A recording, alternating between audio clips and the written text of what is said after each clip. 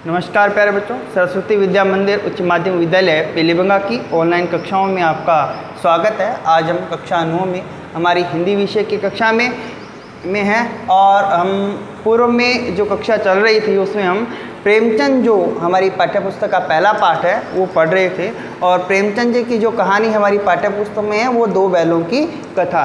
तो आज हम इसका दूसरा भाग पढ़ेंगे। हमने जो पूर्व में पढ़ा था उसमें जानवरों के अंदर सबसे बुद्धिहीन प्राणी गधे को माना था और हम उसी के भाई के रूप में मानते हैं। किसको माना था?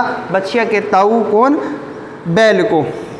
परंतु गधे में और बैल में थोड़ी समानता नहीं है। गधा बड़ा ही सीधा साधा जानवर माना गया है और लेखक ने उसकी तुलना ऋषि मुनियों से की है, परंतु बैल ऐसा नहीं है। बैल कई बार अड़ जाता है और वह मारता भी है।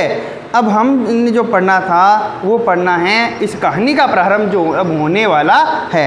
कहानी में क्या है? सबसे पहले आपके पास किताब होनी चाहिए, उसमें 6 नंबर पेज पर दूसरा पैरा हम पढ़ना शुरू कर रहे हैं। जूरी काची के दोनों बैलों के नाम थे हीरा और मोती। तो क्या है कि जूरी काची नाम का एक व्यक्ति किसान है जिसके पास 2 बैल हैं, हीरा और मोती। दोनों पछाई जाति के थे। कौन दोनों? वो जो 2 बैल थे, बैलों की जाति क्या थी? पछाई जाति थी। देखने में सुंदर, काम में चौकस और डील में ऊंचे। क्या? बैल बड़े ही सुंदर हैं और शरीर भी अच्छा है, काम में बड़े चौकस चौकन्ने रहते हैं, शरीर काफ़ी ऊंचा भी है। बहुत दिनों तक साथ रहते रहते दोनों में भाईचारा हो गया और दोनों बैल साथ रह रहे थे, दोनों एक दूसरे में भाईचारा हो गया। वे भाई भाई तो हैं ही हैं, परंतु उनमें भावना भी जुड़ गई। दोनों आमने सामने या आसपास बैठे एक दूसरे से मुख भाषा में विचार विनिमय करते थे। वैसे तो जानवर बोल नहीं सकते, परंतु दोनों अपनी ही भाषा के अंदर बातचीत किया करते थे। एक दूसरे के मन की बात कैसे समझ जाता था हम नहीं कह सकते। अवश्य उनमें कोई ऐसी गुप्त शक्ति थी जिससे जीवों में श्रेष्ठता का दावा करने वाला मनुष्य वंचित है। दोनों में इतना स्नेह था कि उनमें ऐसी शक्ति है जो मनुष्य में नहीं है और वे दोनों उस शक्ति के कारण वे दोनों क्या हैं? श्रेष्ठ हैं। दोनों एक दूसरे को चाट कर और सूंघ कर अपना प्रेम प्रकट करते थे। कभी कभी दोनों सींग भी मिला लिया करते थे। विग्रह के नाते से नहीं, केवल विनोद के भाव से, आत्मीयता के भाव से, जैसे दोनों दोस्तों में घनिष्ठता होते ही ढोल धप्पा होने लगता है। क्या? सूंघ करके चाट करके अपना प्रेम व्यक्त करते हैं। किस लिए? अलग हो रहे हैं इसलिए नहीं, बल्कि उनमें आत्मीयता है, उनमें भाईचारा है इसलिए। इसके बिना दोस्ती कुछ फुसफुसी, कुछ हल्की सी रहती है। दोनों अलग होते ही तो दोनों को पीड़ा होती है। दोनों में वो भाईचारा नहीं हो पाने पर उनकी क्या है? दोस्ती अच्छी नहीं होती है, परंतु पास रहते हैं वो सदैव। ऐसा उसने कहा। जिस पर ज़्यादा विश्वास नहीं किया जा सकता। जिस वक्त ये दोनों बैल हल या गाड़ी में जोत दिए जाते और गर्दन हिला हिला कर चलते, उस वक्त हर एक की चेष्टा यही होती कि ज़्यादा से ज़्यादा बोझ मेरी ही गर्दन पर रहे। दोनों में कितना भाईचारा कहा कि जब इन्हें जोत दिया जाता हल में या बैलगाड़ी पर, तो दोनों ये प्रयास करते कि उस गाड़ी का ज़्यादा से ज़्यादा वजन मेरी तरफ हो और उसको सहूलियत हो। दिन भर के बाद दोपहर या संध्या को दोनों खुलते तो एक दूसरे को चाट चूट कर अपनी थकान मिटा लिया करते। नांद में खली भूसा पड़ जाने के बाद दोनों साथ उठते। नांद माने जहाँ पर पशुओं को चारा डाला जाता है, जिसे नांद में वो वहाँ पर क्या है, जब उसमें डल जाता तब दोनों साथ खड़े होते, नहीं कि कहीं एक पहले या एक बाद में। साथ में नांद में मुंह डालते और साथ में ही बैठते और साथ में ही वे एक साथ मुंह डाल करके अपना वो जो चारा है भूसा उसे खाते। एक मुंह हटा लेता तो दूसरा भी हटा लेता था। संयोग की बात है, जूरी ने एक बार गोई को ससुराल भेज दिया। गोई मैंने वो जो हीरा और जो मोती की जोड़ी है उसको ससुराल भेजा। बैलों को क्या मालूम वे क्यों भेजे जा रहे हैं। समझे, मालिक ने हमें भेज दिया। बैलों को पता नहीं था कि मालिक ने उन्हें क्यों भेजा है, जूरी काची ने उन्हें क्यों भेजा है, परंतु वे तो समझे कि हमें बेच दिया। अपना यूँ बेचा जाना उन्हें अच्छा लगा या बुरा कौन जाने, पर जूरी के साले गया को घर तक गोई ले जाने में दांतों पसीना आ गया। दोनों कभी इधर जाते कभी उधर जाते। क्या कि जूरी के साले को अपने ससुराल में जो भेज रहा था बैलों को, वो साला लेने आया था, उसको वहाँ तक उन दोनों जानवरों को, हीरा और मोती को, बैलों को ले जाने में क्या हुई, काफ़ी दिक्कत हुई, काफ़ी समस्या हुई।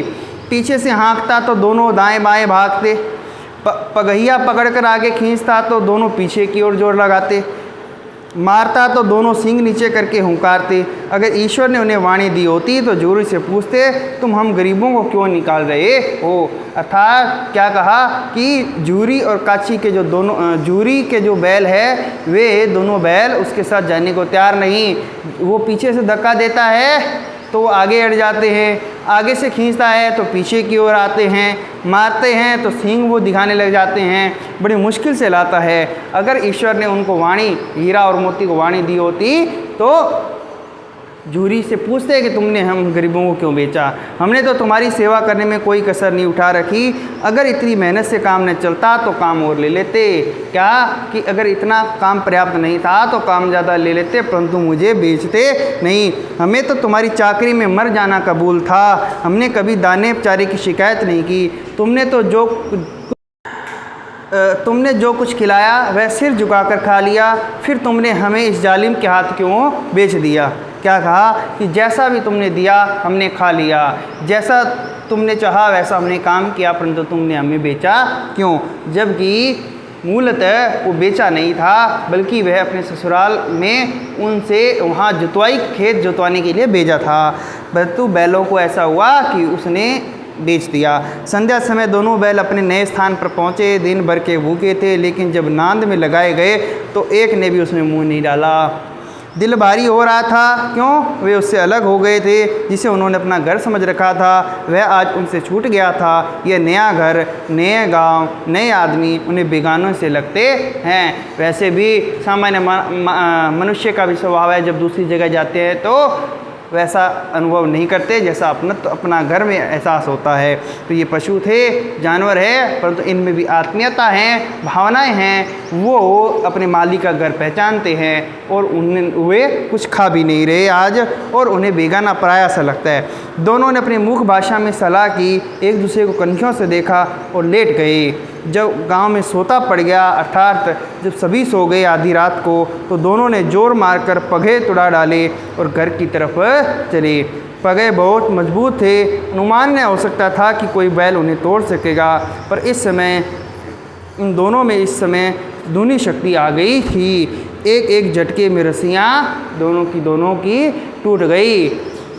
जूरी प्रातःकाल सोकर उठा तो देखा कि दोनों बैल चरनी पर खड़े हैं, अर्थात वे चर रहे हैं। दोनों की गर्दनों में आधा आधा घराव लटक रहा है, अर्थात दोनों घुटने तक पांव कीचड़ से भरे हैं, और दोनों की आंखों में विद्रोह में स्नेह झलक रहा है। जूरी बैलों को देखकर स्नेह से गदगद हो गया, दौड़कर उन्हें गले लगा लिया।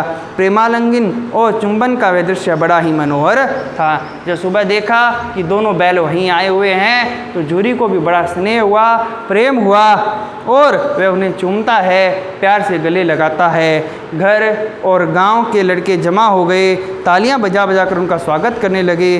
गांव के इतिहास में यह घटना अभूतपूर्व न होने पर भी महत्वपूर्ण थी। बाल सभा ने निश्चय किया, दोनों पशुवीरों को अभिनंदन पत्र देना चाहिए। कोई अपने घर से रोटियां लाया, कोई गुड़, कोई चोकर, कोई भूसी लाया। एक बालक ने कहा, ऐसे बैल किसी के पास न होंगे।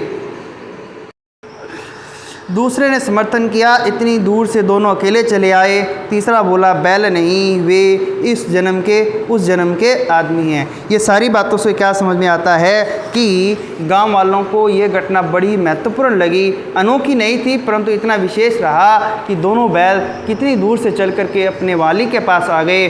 तो गांव के लोगों ने, बाल सभा ने निश्चय किया, इन्हें सम्मानित किया जाना चाहिए।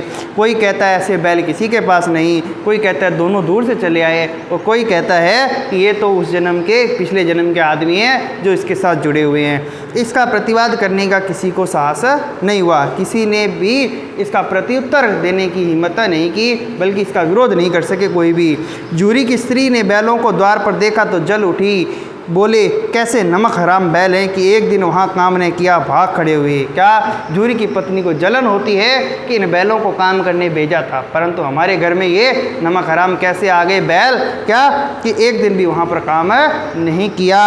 जूरी अपने बैलों पर यह आक्षेप न सुन सका। नमक हराम क्यों कहा है, चारा दाना न दिया होगा तो क्या करते, क्या कि इन्हें कुछ खाने के लिए भूसा चारा अच्छा नहीं दिया होगा तो बेचारे ये क्या करें, भाग कर आ गए। ये नमक हराम नहीं है, बल्कि हमारे यहाँ तो काम करते हैं ये। स्त्री ने रोब के साथ कहा, बस तुम ही तो बैलों को खिलाना जानते हो, और तो सभी पानी पिला पिला कर रखते हैं, तुम्हें ही खिलाना आता है, बाकी तो मुझे लगता है बैलों को पानी पिलाते होंगे। जूरी ने चिढ़ाया, चारा मिलता तो क्यों भागते, अगर तुम्हारे भाई अर्थात उसका साला उन्हें अच्छा हरा चारा देता तो क्या होता कि वे भागते नहीं। स्त्री चिड़ी, भागे इसलिए कि वे लोग तुम जैसे बुद्धों की तरह बैलों को सहलाते नहीं, खिलाते हैं तो रगड़ कर जोतते भी हैं। ये दोनों ठहरे कामचोर भाग निकले। अब देखूं कहाँ से खली और चोकर मिलते हैं, सूखे भूसे के सिवा कुछ न दूंगी, खाए चाहे मरे। क्या कि वे मेरे भाई के जो है भाई है वो बैलों को बैलों की तरह रखते हैं, उनसे जितना खिलाते हैं उतना काम करवाते हैं, पर तो यहाँ पर क्या है, अच्छा खाने को मिलता है और काम करने को नहीं आते ये। अब इन्हें सूखा चारा ही दूंगी, चाहे भूखे मरते हैं तो मरें, खाते हैं तो खाएं, न खाए तो ना खाएं। वही हुआ। मजूर को कड़ी ताकीद कर दी गई कि बैलों को खली सूखा भूसा दिया जाए। मजूर मैंने जो इनको हरा चारा डालने वाला व्यक्ति है उसको यह हिदायत दे दी गई कि तुम्हें सिर्फ और सिर्फ इन्हें सूखा चारा डालना है। बैलों ने नाद में मुंह डाला तो फीका फीका लगा, न कोई चिकनाहट न कोई रस, क्या खाएं।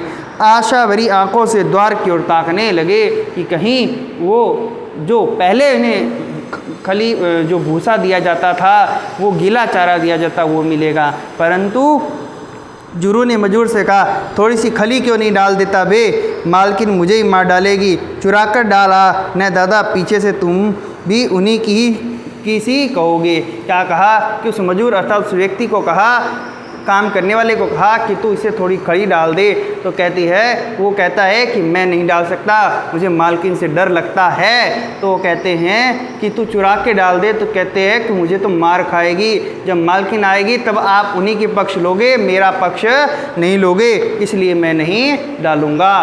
तो इस प्रकार इस पाठ का पहला भाग पूरा हुआ। अब दूसरे भाग क्या कहता है, दूसरे दिन जूरी का साला फिर आता है, बैलों को ले चला। अब कि उसने दोनों को गाड़ी में जोता। 2-4 बार मोती ने गाड़ी को सड़क की खाई में गिराना चाहा, पर हीरा संभाल लिया। हीरा ने, वह ज़्यादा सहनशील था। हीरा धैर्यशील था, सहनशील था, समझदार था। मोती थोड़ा गुस्से वाला था और वह चाहता है कि मैं इसे गिरा करके यहाँ से भाग जाऊँ और साथ में इसे ले जाऊँ। संध्या समय घर पहुंचकर उसने दोनों को मोटी रस्सियों से बांधा और कल की शरारत का मज़ा चखाया। फिर वही सूखा भूसा डाल दिया और अपने दोनों बैलों को खली चुनी, सब कुछ दी। अपने बैलों को तो अच्छा दिया, खल दिया दी, परंतु उनको सूखा सूखा ही वो चारा डाला। दोनों बैलों का ऐसा अपमान कभी नहीं हुआ था।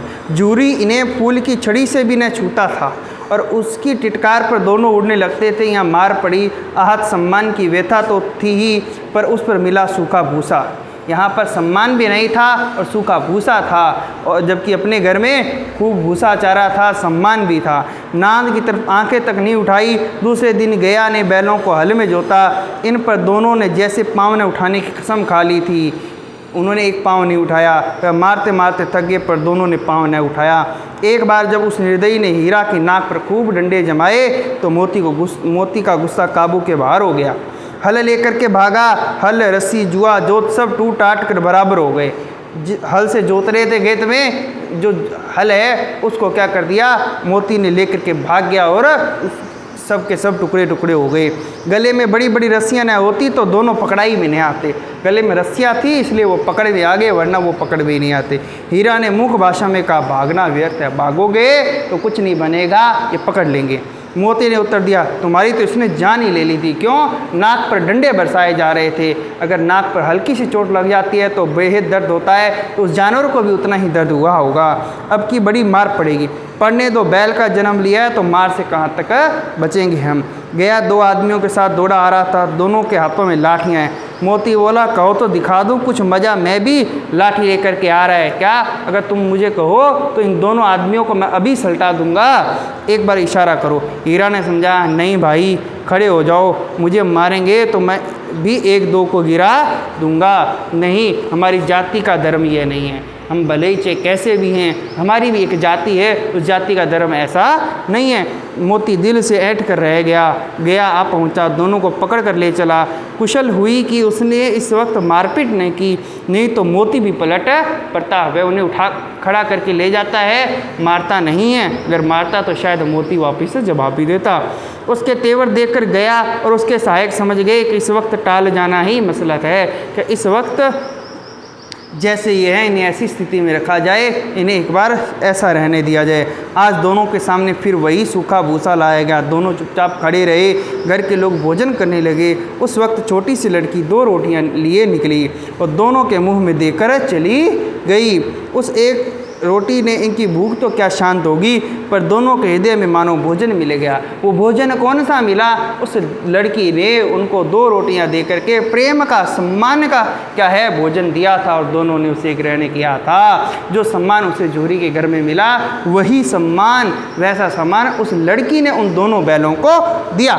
यहाँ भी किसी सज्जन का वास है। लड़की बहरों की थी, उसकी माँ मर चुकी थी, सौतेली माँ उसे मारती रहती थी, इसलिए इन बैलों से उसे एक प्रकार की आत्मीयता थी। क्या कि बहरों की पत्नी, जो पत्नी थी पहली, वो मर चुकी है, उसकी यह लड़की है और सौतेली माँ उसे मारा करती है, तो उसे पता है कि किस प्रकार मार पड़ती है, दर्द होता है। वही अब क्या हो गया कि उस लड़की का बैलों से आत्मीय स्नेह बन गया और वह उन्हें भोजन देती है। दोनों दिन भर जोते जाते, डंडे खाते, अड़ते, शाम को थान पर बांध दिए जाते और रात को वही बालिका उन्हें 2 रोटियां खिला जाती थी।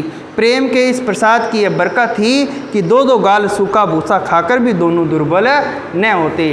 प्रेम से मिला हुआ थोड़ा सा भोजन ही उन्हें तृप्त कर देता था, मगर दोनों की आंखों में रोम रोम में विद्रोह भरा हुआ था। विद्रोह इसलिए कि वो यहाँ से जाना चाहते थे। एक दिन मोती ने मूक भाषा में कहा, अब तो नहीं सहा जाता हीरा, क्या करना चाहते हो? एकाध को सींगों पर उठाकर फेंक दूंगा, तुम कहो तो सरी। लेकिन जानते हो, प्यारी लड़की जो हमें रोटियां खिलाती है उसी की लड़की है, जो इस घर का मालिक है। ये बेचारी अनाथ हो जाएगी। क्यों अनाथ हो जाएगी? क्योंकि अगर मारोगे तो उसकी मृत्यु भी हो सकती है और यह लड़की पुनः अनाथ हो जाएगी। तो मालकिन को न फेंक दूं, वही तो उस लड़की को मारती है। अभी मालकिन को मार दूं तो उस लड़की की पीड़ा समाप्त हो जाए, लेकिन औरत जात पर सींग चलाना मना है, ये भूले जाते हो। हमारी जाति का धर्म है कि हम स्त्री पर क्या नहीं करते, वार नहीं करते। तुम तो किसी तरह निकलने ही नहीं देते। बताओ, तुड़ाकर भाग चले। मोती चाहता है कि हम यहाँ से निकल चले, परंतु हीरा क्या करता है, उसे धर्म की बात दुहाई दे दे करके रोक लेता है। हाँ, यह मैं स्वीकार करता हूँ, लेकिन इतनी मोटी रस्सी टूटेगी कैसे? इसका एक उपाय है, पहले रस्सी को थोड़ा चबा लो, फिर एक झटके में जाती है। रात को जब बालिका रोटियां खिला करके चली तो दोनों रस्सियां चबाने लगे, पर मोटी रस्सी मुंह में न आती थी। बेचारे बार बार जोर लगा करके रह जाते थे। सहसा घर का द्वार खुला और वही लड़की निकली। दोनों सिर झुकाकर उसका हाथ चाटने लगे। दोनों की पूंछ खड़ी हो गई। उसने उनके माथे सहलाए, बोली, खोले देती हूँ। क्या घटना हुई कि वो लड़की जब आती है तो वो रस्सी चबाने का प्रयास कर रहे होते हैं, तब लड़की को बड़ी दया आती है। प्रेम से सहला करके उन्हें क्या करती है, कहती है, खोल देती हूँ, चुपके से भाग जाओ, नहीं तो यहाँ लोग मार डालेंगे। आज घर में सलाह हो रही है कि इनकी नाकों में नाथ डाल दी जाएगी, अर्थात नाकों को छेद करके रस्सी बांधी जाएगी मोटी, और उससे ये क्या रहेंगे, लगाम में रहेंगे। इसलिए तुम यहाँ से चुपचाप चले जाओ। उसने गराब खोल दिया, पर दोनों चुपचाप खड़े रहे।